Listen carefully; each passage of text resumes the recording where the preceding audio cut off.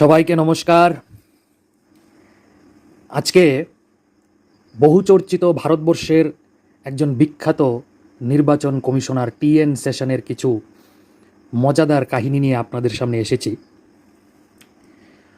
1990 সালের ডিসেম্বর মাসের একদিন রাত প্রায় 1টার সময় কেন্দ্রীয় বাণিজ্যমন্ত্রী ডক্টর সুব্রমণ্যম স্বামী তার গাড়ি নিয়ে দিল্লির পান্ডারা রোডের একটা সরকারি বাড়ির সামনে দাঁড়ালেন। তখন ওই বাড়িতে থাকতেন প্ল্যানিং কমিশনের সদস্য টিএন সেশন। মিস্টার স্বামী যখন হার্ভার্ড বিশ্ববিদ্যালয়ে পড়াতেন তখন সেখানে ছাত্র ছিলেন মিস্টার সেশন। মাঝে মধ্যেই ডক্টর স্বামী দক্ষিণ ভারতীয় খাবার খেতে তার ছাত্রের বাড়িতে যেতেন, কিন্তু সেই দিন রাতে মন্ত্রী সুব্রমণ্যম স্বামী টিএন সেশনের আবাসে খেতে যাননি। তিনি গিয়েছিলেন প্রধানমন্ত্রী চন্দ্রশেখরের দূত হয়ে একটা গুরুত্বপূর্ণ বার্তা পৌঁছে দিতে। তিনি তার প্রাক্তন ছাত্রকে জিজ্ঞাসা করেন যে তিনি পরবর্তী প্রধান নির্বাচন কমিশনার হতে রাজি আছেন কিনা। কিন্তু যদিও মিস্টার সেশন খুব একটা উৎসাহ দেখাননি, কারণ আগের দিন রাতেও আরেক শীর্ষ আমলা বিনোদ পাণ্ডেও তার কাছে এই একই প্রস্তাব দিয়েছিলেন। তারপরেও সুব্রমণ্যম স্বামী মিস্টার সেশনকে অনেকক্ষণ ধরে বোঝালেন এবং মুখ্য নির্বাচন কমিশনের পদটা নেওয়ার জন্য বলেন। মিস্টার সেশন বলেন যে তিনি কয়েকজনের সঙ্গে পরামর্শ করে জানাবেন। টিএন সেশনের জীবনী সেশন অ্যান্ড ইন্টিমেট স্টোরির লেখক সিনিয়র সাংবাদিক কে গোবিন্দন কুট্টি বলেছেন, মিস্টার স্বামী বেরিয়ে যাওয়ার পরেই এত রাত্রে রাজীব গান্ধীকে ফোন করেন মিস্টার সেশন এবং তখনই একবার দেখা করতে চান। প্রথমে যদিও তিনি 5 মিনিট সময় চেয়েছিলেন, কিন্তু সেই সময়টা খুব দ্রুতই পেরিয়ে গেল। মিস্টার টিএন সেশন রাজীব গান্ধীর সঙ্গে কিছুক্ষণ আলোচনার পর রাজীব গান্ধী মিস্টার সেশনকে মুখ্য নির্বাচন কমিশনের পদটা গ্রহণের জন্য সম্মতি দিতে বলেন। রাজীব গান্ধী যখন প্রধানমন্ত্রী ছিলেন তখন থেকেই টিএন সেশনের তার সঙ্গে সুসম্পর্ক ছিল। বন এবং পরিবেশ দপ্তরের সচিব হিসাবে মিস্টার সেশনের কাজে খুশি হয়ে রাজীব গান্ধী তাকে অভ্যন্তরীণ নিরাপত্তার দায়িত্ব দিয়েছিলেন। তখন থেকেই দুজনের মধ্যে ঘনিষ্ঠতা শুরু হয় এবং ঠিক সেই কারণেই ভোর রাতে প্রাক্তন প্রধানমন্ত্রী রাজীব গান্ধীর বাড়িতে পরামর্শ করতে গিয়েছিলেন মিস্টার সেশন। মুখ্য নির্বাচন কমিশনার হওয়ার পর যখন মিস্টার টিএন সেশন নির্বাচন সদনে কাজে যোগ দিলেন, তখন তার পূর্বসূরি মানে তার আগে যিনি নির্বাচন কমিশনারের দায়িত্বে ছিলেন মিস্টার পেরি শাস্ত্রী, তিনি নিজের ঘরে অনেক দেবদেবীর ছবি রেখেছিলেন। মিস্টার সেশন কাজে যোগ দিয়েই প্রথম দিনই সেই সব ছবি মূর্তি সব কিছু সরিয়ে ফেলার আদেশ দিয়েছিলেন, যদিও তিনি ব্যক্তিগত জীবনে খুবই ধার্মিক ছিলেন। সেই সময়ে নির্বাচন কমিশনকে সরকারের লেজুর বলে মনে করা হতো। মিস্টার টিএন সেশন যখন ক্যাবিনেট সচিব ছিলেন তখন একবার প্রধানমন্ত্রী তাকে ডেকে বলেছিলেন যে তিনি যেন নির্বাচন কমিশনকে জানিয়ে দেয় যে কোন কোন দিন সরকার নির্বাচন করাতে চায়। তখন তিনি প্রধানমন্ত্রীকে বলেছিলেন, এটা আমরা বলতে পারি না, নির্বাচন কমিশনকে শুধুমাত্র এইটুকুই আমরা বলতে পারি যে সরকার নির্বাচনের জন্য প্রস্তুত। এটা একটা সাক্ষাৎকারেই এই কথাগুলি তিনি বলেছিলেন। একটা সময় ছিল যখন আইনমন্ত্রীদের ঘরের বাইরে অপেক্ষা করতে হতো নির্বাচন কমিশনারদের, কখন ভেতর থেকে ডাক আসবে। কিন্তু মিস্টার টিএন সেশন ঠিক করেছিলেন যে তিনি কখনো মন্ত্রীর দপ্তরে যাবেন না, তার দপ্তরে আগে চিঠি আসতো।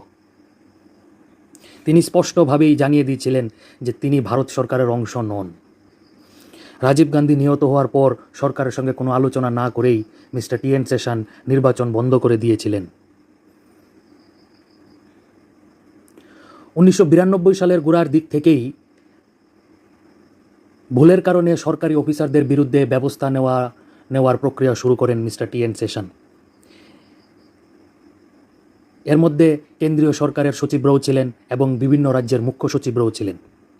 একবার নগর উন্নয়ন মন্ত্রকের যুগ্ম সচিব বা জয়েন্ট সেক্রেটারি কে ধর্মরাজনকে ত্রিপুরা নির্বাচনে পর্যবেক্ষক হিসাবে নিয়োগ করা হয়েছিল, কিন্তু তিনি আগরতলায় না গিয়ে দপ্তরের অন্য কোনো কাজে থাইল্যান্ডে চলে যান।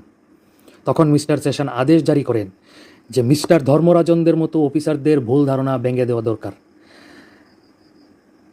তাদের যে ধারণা রয়েছে যে নির্বাচন কমিশনের দেওয়া দায়িত্বটা একটা বোঝা, পালন করলেও হয় না করলেও হয়, সেটা ঠিক না। যদি তিনি মনে করে থাকেন ভোটের কাজের থেকে বিদেশে যাওয়া জরুরি, তার এই ভুল ধারণাটা ভেঙে দিতে হবে এবং এর জন্য মিস্টার ধর্মরাজনকে শাস্তি দেওয়াটা উচিত ছিল। কিন্তু নির্বাচন কমিশন তা করেনি। বরঞ্চ মিস্টার ধর্মরাজনের চাকরি জীবনের খুবই গুরুত্বপূর্ণ নথি, যাকে বলা হয় কনফিডেন্সিয়াল রিপোর্ট, এই কনফিডেন্সিয়াল রিপোর্টে এই গুরুতর বিষয়টি, তিনি যে ভোটের কাজে না গিয়ে বিদেশে চলে যান, সেটা উল্লেখ করার সিদ্ধান্ত নিয়েছিল নির্বাচন কমিশন বা ডক্টর টি এন সেশন, এবং এই আদেশটা মিস্টার সেশনই লিখেছিলেন। কনফিডেন্সিয়াল রিপোর্ট একজন সরকারি চাকরিজীবীর কাছে সবচেয়ে গুরুত্বপূর্ণ নথি, যা দিয়ে তাদের পদোন্নতি হয়।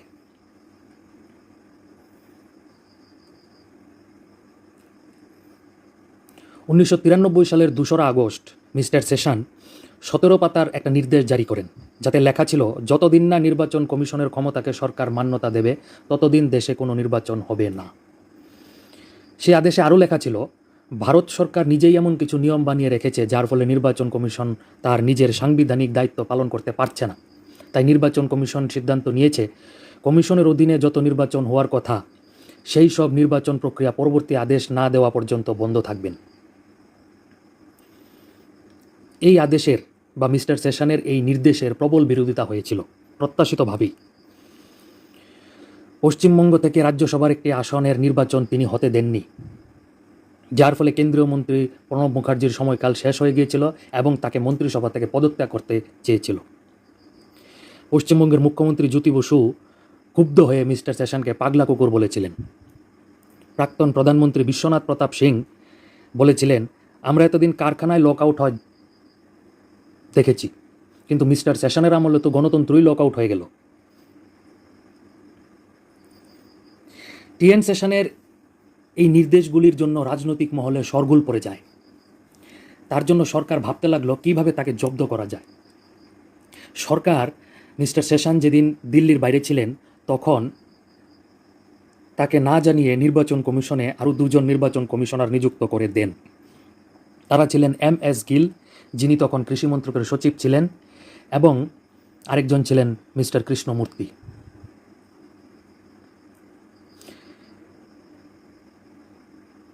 যদিও মুখ্য নির্বাচন কমিশনার টি এন সেশনের সাথে অপর 2 জন নির্বাচন কমিশনারের সম্পর্ক ততটা খারাপ ছিল না, কিন্তু মিস্টার কৃষ্ণমূর্তি কাজে যোগ দেওয়ার পরই রাষ্ট্রপতির কাছে অভিযোগ জানান যে তাকে বসার জায়গা দেওয়া হচ্ছে না।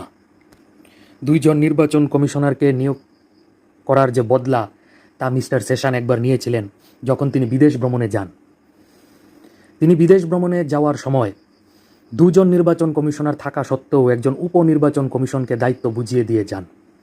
এতে অপর 2 জন নির্বাচন কমিশনার হয়তো কিছুটা ক্ষুব্ধ হয়। মিস্টার গিল বলেছিলেন, তাদের 2 জনকে যেহেতু রাষ্ট্রপতি নিযুক্ত করেছেন, তাই তাদেরকে বাদ দিয়ে একজন আমলাকে নির্বাচন কমিশন চালানোর দায়িত্ব দেওয়াটা ঠিক হয়নি। এই বিষয় নিয়ে সুপ্রিম কোর্টে মামলা দায়ের হয়। আদালত আদেশ দেয় যে মিস্টার সেশনের অনুপস্থিতিতে 2 জন নির্বাচন কমিশনার নির্বাচন কমিশনের কাজকর্ম পরিচালনা করবে। বোধহয় এমন কোনো রাজনৈতিক ব্যক্তিত্ব ছিল না যার সঙ্গে টি এন সেশনের বিরোধ হয়নি। রাজনৈতিক দলগুলো বা বিভিন্ন সংবাদ মাধ্যম টি এন সেশনের নাম দিয়েছিল টাইট নাট সেশন, অর্থাৎ যিনি সবাইকে টাইট দিতেন। বিভিন্ন রাজনৈতিক ব্যক্তিত্বের মধ্যে নরসিমা রাও ছিলেন, হিমাচল প্রদেশের রাজ্যপাল গুলশের আহমেদ ছিলেন এবং বিহারের মুখ্যমন্ত্রী লালু প্রসাদ যাদবও ছিলেন। একবার মিস্টার সেশন প্রথমবার বিহারে 4 দফায় নির্বাচন করান এবং প্রতিটা দফার তারিখ তিনি বদলাতে থাকেন। মিস্টার সেশনের পরে যিনি মুখ্য নির্বাচন কমিশনার হয়েছিলেন MS গিল, তিনি বলেছেন, মিস্টার সেশনের সবথেকে বড় অবদান ছিল এটাই যে তিনি নির্বাচন কমিশনকে সেন্টার স্টেজে নিয়ে এসেছিলেন। কারণ তার আগে কেউ তো মুখ্য নির্বাচন কমিশনারের নামই জানতো না এবং প্রত্যেকেই নির্বাচন কমিশনকে অবহেলার চোখে দেখত। টি এন সেশন এই ভারতের নির্বাচন কমিশনকে সংবিধান স্বীকৃত স্থানে বসিয়ে গেছেন। আজকের গল্পটা আপনাদের কাছে কেমন লাগলো সেটা কমেন্টে অবশ্যই জানাবেন, এবং টি এন সেশনের ব্যাপারে যদি আপনারাও এইরকম মজাদার কিছু কিস্সা কাহিনী জেনে থাকেন তাও অবশ্যই জানাবেন। আপনাদের সবাইকে ধন্যবাদ। আমার চ্যানেলকে লাইক করবেন, সাবস্ক্রাইব করবেন, আশীর্বাদ করবেন। নমস্কার।